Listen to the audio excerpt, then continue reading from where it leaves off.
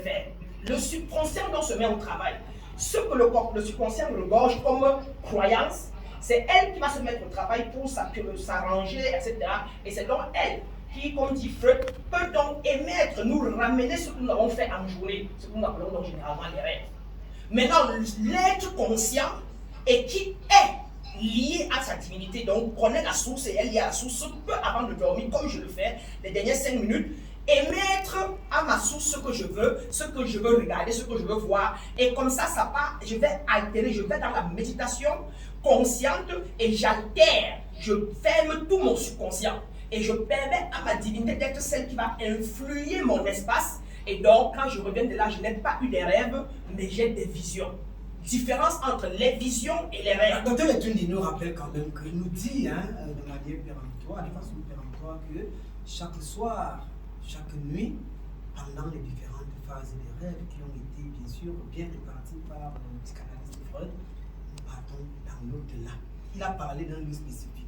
Claire, c'est clair, si c'est le thème, si quelqu'un n'a jamais été dans l'au-delà lui-même et a vécu cela, mais estime peut-être pas, et par les écritures, quelque chose qu'on va dans l'au-delà, je le conseille, je lui conseille.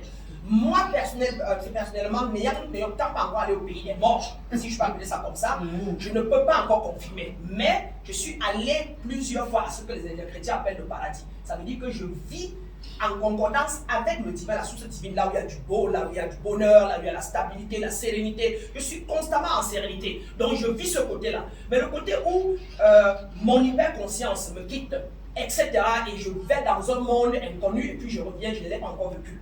Donc du coup, je ne peux encore rien affirmer de ce côté, lui concédant ce qu'il sait. Et donc pour finir, je disais donc tantôt, si vous me permettez Nathan, que la conscience donc est en nous la partie subtile avec laquelle, quand nous percevons par nos 5 sens, c'est la conscience qui décide sur la base de ce que notre subconscient a.